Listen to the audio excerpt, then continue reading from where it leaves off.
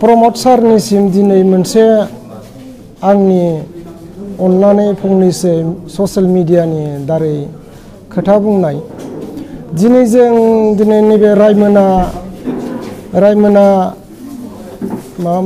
Committee हल हाउसाव दिनै जों मोनसे मोजां दुखु परिचय खोथा रायलायदों। दिनै बे खोथा रायलायनायनि गेजेरजों बे मिटिं मेलनि गेजेरजों दिनै बहु जोंनि थैनाय मुंख्लं जालांनाय मानसिफोरनि थाखाय दिनै सोरबा बिमा गाबदों, सोरबा बिनानाव गाबदों, सोरबा बिफा गाबदों, सोरबा बिदा फंबाय गाबदों। दिनै नोंसोर बै थांनाय समाव क'क्राझाराव मोनसे जोंना अमित शाह सारजों मोनसे जे नोंसोर मार्टियार्सनि मोनसे माबा गथायदोंमोन, चेक गथायदोंमोन, 40 जननि थाखाय चेक गथायदोंमोन। नाथाय बे NDB सोमावसारनायाव, बड'लेण्ड सोमावसारनायाव NDBआ दिनै 40 जनल' थैदोंमोन नामा सार?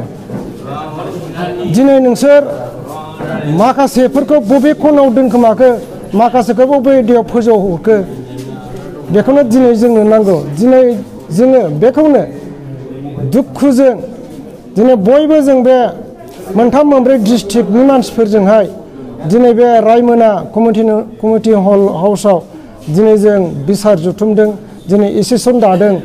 दिनै बे एसेसन मथेयै दिनै नों सारमोना दिनै गबिन्द सारमोनाबो दिनै गोख्रैनो जों बे फेब्रुवारि दानावनो बे जोंनि NDFB थैनायफोरनि अनसुंथाइखौ दिनै थाबैनो होनो सेस्था खालामनांगौ, थाबैनो दिनै होनायनि बेबस्थाखौ लानांगौ।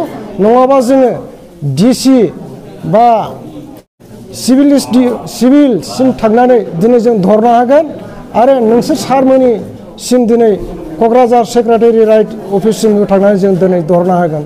जेसेबां दिन जों बेखिनिखौ मोना एसेबां दिन जोंनि खुद्रिनाया थाबाय थागोन। नङाबा नोंसिनि सायाव बहुद गोख्रों जों माबा मोनसे राहा लानाय जागोन। एसेखिनिसै सारमोन।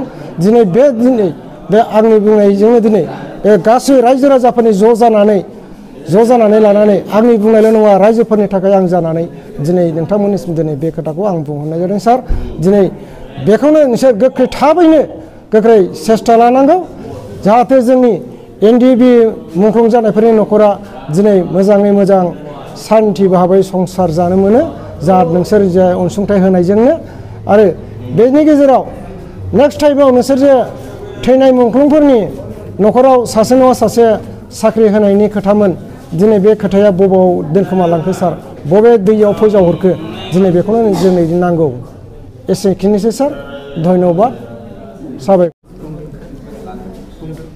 आङो दिनै बेयाव जुथुमनाय रायजो राजाफोरनि गेजेराव आरो सरकारनि सिगाङावबो आङो बुंनो गोसो जायो। माने आंहाबो फिसा हौवा सासे दंमोन, सुरज नार्जारि, आरो आं रायमनानि। दिनै बे फिसाया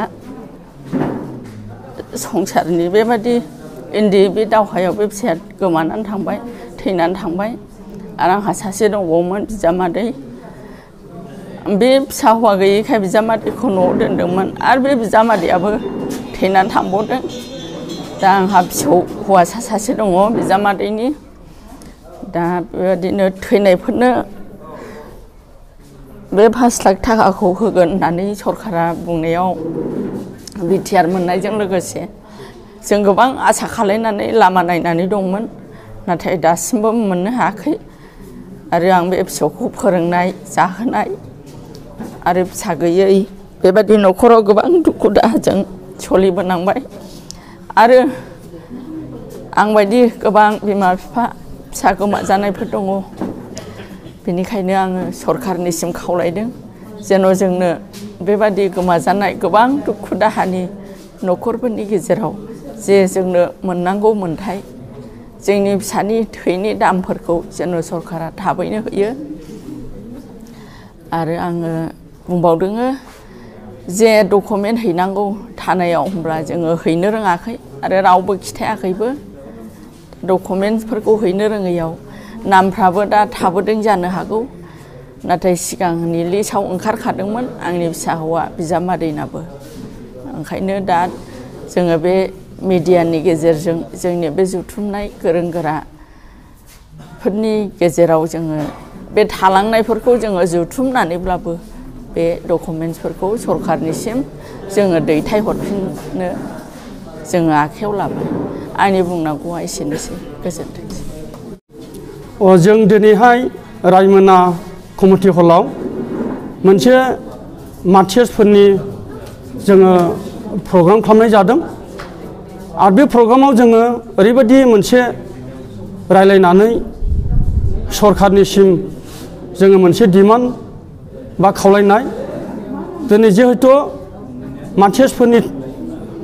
मार्टियार्सफोरनो जे मोनथाय 5 लाख खरे बे मोनथायखौ मार्टियार्सफोरनो होग्रोनो होननानै सारमोना गले गले बुंदोंमोन नाथाय दिनै मार्टियार्सफोरनाव जोङो नुबाय दिनैसिमबो रावबो मार्टियार्सफोरा दिनै जेबो मोननो हायाखै दा बेनिखायनो जोङो दिनै सारमोननिसिम जोङो मार्टियार्स न'खरफोर ज' जानानै जोङो दिनै मोनसे रायमना कमिटि हलाव जोङो मिटिं लानाय जादों आरो बे मिटिंजों लोगोसे जोङो दिनै सरखारनिसिम जोङो खावलायनाया बेनो जिहेतु प्रमद सार बिथांनिसिम खावलायनाय बिथाङा जाहाथे गोख्रैनो जे एनडिपिनि मुङाव बा एनडिपिफोरा जायफोरा मुंख्लं जानानै थांनाय जेसेबांबो बिथांमोननि जे मोनथायखौ जाहाथे प्रमद सारा थाबैनो होनांगौ आरो लोगोसे मोनफ्रोमबो मुंख्लं न'खरावहाय जे साख्रिबो होनो होननानै सारमोना गले गले बुंदोंमोन दिनै जोङो बे साख्रिखौबो मुंख्लं न'खरनिफ्राय जोङो डिमान्ड खालामनाय जादों जे बे 5 लाख थाखाजों लोगोसे साख्रि 4 ग्रेड 3 ग्रेड बेफोरखौ थाबैनो जाहाथे मुंख्लं न'खरफोरनि थाखाय जोंनो होयो आरो बिनि फारसे रायलायो बिनि थाखाय जों थारिख होयो प्रमद सारनिसिम जोङो बेखौनो जोङो मार्टियार्सनि बयबो जानानै जोङो खावलायनाय थाबाय आरो लोगोसे फेरेंगा सारनिसिमबो खावलायनाय थाबाय आरो लोगोसे गबिन्द सारनिसिमबो खावलायनाय थाबाय आरो जोंनि बे खावलायनाय बादि सारमोना जितु गोख्रैनो मावफुङाब्ला जोङो दिनै डिसि अफिस एसडिअ अफिस बा जोङो बिटिआर सेक्रेटारि अफिसावबो जोङो धरना होनो जोङो थाग थियारि खालामनाय जाबाय दा बेनिखायनो सारमोननिसिम जाहाथे जोंनि बे मोनथायफोरखौ जाहाथे थाबैनो मावफुंनानै होयो बेनिखायनो जों दिनै सारनिसिम मोनफ्रोमबो मुंख्लं न'खरनिफ्राय ज' जानानै दिनै जोङो सारमोननिसिम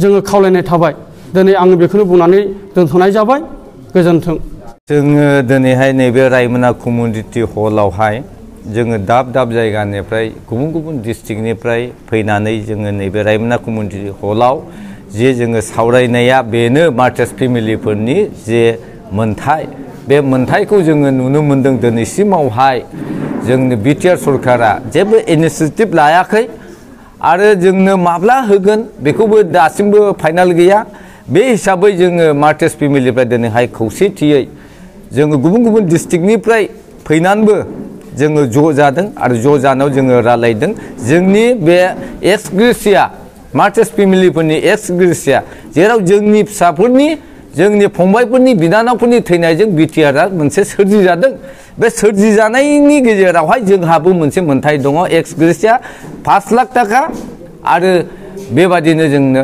फिसा साख्रि 4 ग्रेड 3 ग्रेड बेबादि मोनसे न'खराव क्वालिफाइड नायनानै जोंनो होनांगौ होननानै जोङो बेखौ सावरायदों आरो सावरायनायजों लोगोसे जोङो सरकारनावहाय आपिल खालामदों जे बिथांमोना जोंनो बेखौहाय गोख्रैनो होयो नोंथांमोना दाबिखौ लानानै दानि सोलिफु बिटिसि गभर्नमेन्ट आरो आसाम गभर्नमेन्टजों सावरायनाय बा मेम'रेन्डामफोर होनाय जाबायमोन नामा जोङो दासिमबो मेम'रेन्डामखौ जों होथ'नाय जायाखै मानो होनना बुङोबा जोंनि बे बिटिआरआवहाय जेसेबांनाखि मुंख्लं जादों बे मुंख्लं जानायनि गासैबो दायित्वआ जोंनि लिडारफोरनावखा मानो होनबा गबिन्द बसुमतारियानो एक्स एनडिपिनि सासे मन्त्रि जानानै दंहैखायो बिथाङा बिटिआरनि डेपुटि चिफ बिथांनावनो गासै दंजोबखायो दा बेनिखायनो जोङो दिनैसिमाव मोनसे जों मेम'रेन्डाम हैनाय जायाखै जोङो आसा खालामदों बिथांमोना जेन'बा बेखौ गोख्रै होयो जुदि होआबा जोंबो बे एसोसिएसना राफोद जानानै जों मोनफानिफ्राय जोंबो आगान संलांनाय जागोन आरो नोंथांमोना थाबैनो एस ग्रेसियाखौ जुदि मोनफुंनाय जायाब्ला इयुनाव मा राहा लालांगोन? इयुनावहाय जोङो सिस्टेमेटिकै जोङो ओरैबायदि खालामलांगोन, जोङो आन्दलनाव जोंबो नामायनो गोनां बायध'था जागोन। मा रोखोमनि आन्दलन खालामनांगोन? आन्दलना जों गणतान्त्रिक आन्दलन, अहिंसा आन्दलन, जे जोङो सरकारनाव बेखौनो बुंगोन, जोंनो जुदि बेखौ होआबा जोङो सिभिल एसडिअनिफ्राय लानानै जोङो डिसि एसडिपिअ जोङो गासै सिस्टेमै जोङो थांनानै जों बिटिसि चिफनावबो थांगोन, जों हेमन्त बिश्व शर्मानावबो थांगोन, बिटिसि सरकार आसाम सरकारनावबो जोङो बेखौहाय मुभ खालामगोन आरो। आंनि परिचय बेनो जे आंबो सासे मार्टियार जानाय न'खरनि मानसि। आंहाबो माने दुखु दं गोसोआव। मानो होनबा आन्दलन जानायनि उनावहाय मा जाबाय, मोनसे बिटिआर सुक्ति जाबाय। बे सुक्ति नामा बिटिआर नाम होदों। बे बिटिआर सुक्ति मथे बे आन्दलनाव मार्टियार जानाय मानसिफ्रा गिबियावनो बिनि क्षतिफोरखौ मोननांगौमोन। बे क्षतिफोरानो जाहाथे एक्स-एसिया आरो न'खरफायाव जायहा उपयुक्त मानसि दं बिसोरनो साख्रिखौ होथारनांगौमोन। दा बिटिआर सुक्तिनि उनाव बेसेबा गोबाव जालांबाय, अन्यान्य मानसिफ्रा मोनबाय, बिसोरनो होबाय, खिन्थु नैबे मार्टियार्सफोरनो होनांगौखौ दाबो बिटिआर सरकारा दाबो जेबो रायलायाखै आरो होगोन होननानै बुंबाय थानानै थगायनानै दोनदों। आरो बिनि सोमोन्दै बेखौ डिमान्ड खालामनो थाखायनो मोनसे एस'सिएसन दानो बाध्य जाबाय। बे एस'सिएसनानो बे डिमान्डखौ पर्यायक्रमे दफे दफे डिमान्डखौ होलांबाय थागोन। बे डिमान्ड मथे जोङो आसाम सरकार आरो बिटिआर सरकारनावबो थांगोन आरो मोजाङै लासै लासैनो एसडिसि अफिस आरो डिसि अफिस बेनिफ्राय बिटिआर मावफुंसालियावबो जोङो बेखौ डिमान्डखौ होनो बाध्य जागोन। मानोना खोथाखौ गावसोरनो होदोंबा जोंखौ थगायनानै दोनोबा जों बेखौ मानिनानै थानो हानाय नङा। गतिके बे सुक्तिया सोरनि थाखाय जादों बेखौ लिडारफ्रा सिन्था खालामनो दरकार। मार्टियार्स गैयामोनबा, मार्टियार्स लिस्ट देखायनो हायामोनबा मालाबाबो बे बिटिआर सुक्तिया जानाय नङामोन। मानो होनबा डिमान्ड खालामग्राया प्रथमआ सोर? बे मार्टियार्सफोर। गावनि बिसि फिसाखौ गारनानै, गावनि सै सम्पतिखौ गारनानै देशनि थाखाय, हादरनि थाखाय गाव जिउ गारदों। जिउ गारग्रोनायनि उनावसो बेबायदिनो थाङै थाङै पर्यायक्रमे बिटिआर सुक्ति जादों। बेबायदिसो लिडारफ्रा बे बिटिआर सुक्तिखौ सुबिदा मोनदों। बिसोर डिमान्ड खालामनो हादों। जुदि मार्टियार्स गैयामोनबा, मार्टियार्सआनो जाथाराखैमोनबा बिसोरो सुक्तिनि थाखाय खुनुदिन डिमान्ड खालामनो हानायमोन जे बड'लेण्ड सुक्ति नांगौ, बिटिआर सुक्ति नांगौ होननानै खुनुदिन डिमान्ड खालामनो हायामोन। गतिके आङो अनुरद खालामदों, आं खावलायदों जोंनि बिटिआर सुक्ति बिथां प्रमद बर' आरो बिथां गबिन्द बसुमतारी बिथांमोना साननानै नायनांगौ। सेराव मोनहैखांनानै, गादिखौ मोनखांनानै जुदि गलामफोरखौ, गरिबफोरखौ गाज्रि मेगनजों नायोबा गादिया बारा गोबाव जोरा। बेखौ मिथिना लाखा। बेबादि गाज्रि बेबस्था खालामबा, गरिबफोरखौ सुसिबा आरो भबिष्यतआव देरसिन आन्दलन खालामनांगौबा आन्दलनाथ' खालामबावनांगोन। बिटिआरआ साफिसियेन्ट नङा, आन्दलन खालामबावनांगौ आरो मानसिखौ मोननाय नंला। आं बेखौनो होननानै दोनखाबाय। जोङो मालाबाबो जनानै थानाया जों आन्दलनखौ खालामबाय थागोन। एसेनोसै।